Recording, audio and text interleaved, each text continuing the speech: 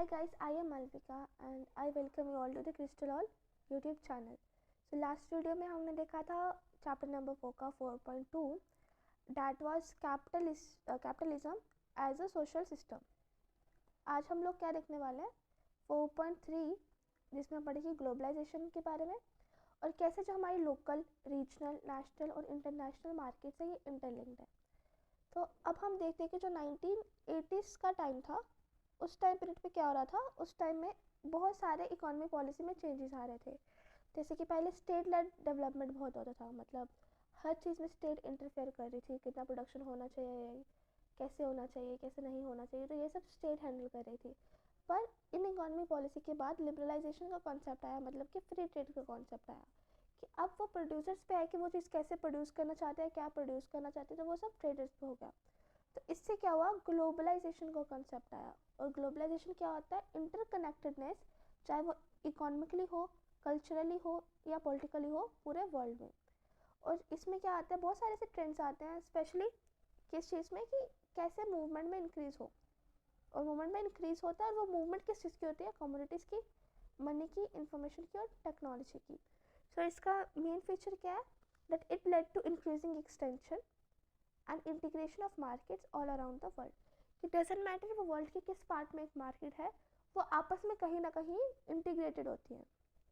और इसी की वजह से अगर जस्ट इमेजिन ये वर्ल्ड है हमारा, तो अगर किसी एक पार्ट में कुछ चेंज आ रहा है तो उसका इम्पैक्ट कहीं ना कहीं दूसरे पार्ट पे भी पड़ेगा.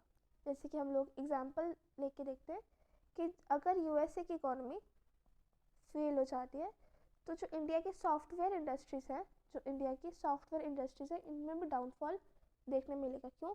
क्योंकि जो इंडिया के सॉफ्टवेयर इंजीनियर्स हैं या कुछ भी हैं, तो वो लोग क्या करते हैं, वो इनको लो कॉस्ट सर्विसेज प्रोवाइड करते हैं. तो इनकी एम्प्लॉयमेंट किस पे बेस्ड है, यूएसए की इकोनॉमी में. पर अब यहाँ की इकोनॉमी फॉल कर रही है तो ऑब्वियसली ये भी लोग अनएम्प्लॉयड होने के इनके चांसेस बहुत ज़्यादा बढ़ जाते हैं.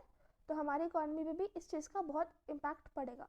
तो मोस्टली ऐसा ही होता है, जो डेवलपिंग कंट्रीज़ होती है ना और जो अंडर डेवलप्ड कंट्रीज़ होती है, ये कहीं ना कहीं डेवलप्ड कंट्रीज़ की इकोनॉमी पे डिपेंड करती हैं.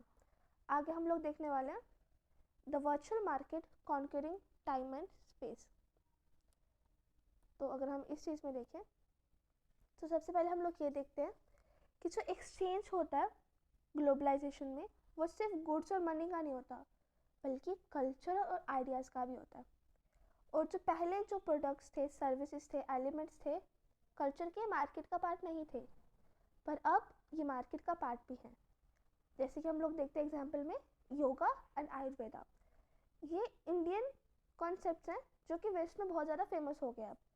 तो अब क्या बोले, जो योगा जो कि मार्केट ऑफ इंडियन स्पिरिचुअलिटी है, और जो आयुर्वेदा जैसे नॉलेज सिस्टम्स हैं, ये भी क्या हो रहा है, ग्लोबलाइजेशन के थ्रू ही ना ये पूरे वेस्ट में फैल रहा है, वहाँ पे इतने ज़्यादा फेमस है. और अगर हम कल्चर की बात करते हैं तो कल्चर सिर्फ कमोडिटीज़ के ट्रांसफ़र से तो फैलता नहीं है.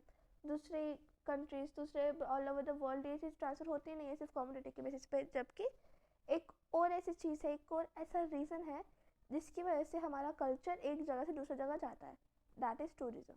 कैसे? जैसे हम पुष्कर फेयर का एग्जाम्पल लेते हैं कि जो पुष्कर मेला होता है राजस्थान में होता है. इसमें क्या होता है, सेलिंग एंड परचेजिंग होती है कैमल्स और अदर लाइफ स्टॉक्स की. बट यहाँ पे एक टूरिस्ट अट्रैक्शन भी बहुत होता है इस टाइम पे. क्यों? क्योंकि जो पुष्कर मेला है ना, उसके जस्ट पहले क्या होता है, कार्तिक पूर्णिमा होती है. तो कार्तिक पूर्णिमा एक हिंदू फेस्टिवल है जिसमें कि जो भी भक्त लोग हैं ये पुष्कर लेक में, जिसको कि एक होली लेक कंसीडर किया जाता है, वहाँ पे बात लेते हैं. तो अब जो टूरिस्ट है वो इस चीज़ से बहुत अट्रैक्ट होता है. एक तो ये कार्तिक पूर्णिमा रीज़न हो गया एंड दूसरा क्या हो गया, पुष्कर फेयर. तो ये टूरिस्ट अट्रैक्शन भी, और वहाँ से ये लोग हमारे कल्चर के बारे में बहुत सारी चीज़ें सीख के जाते हैं. So that's it for today's guys. Thank you.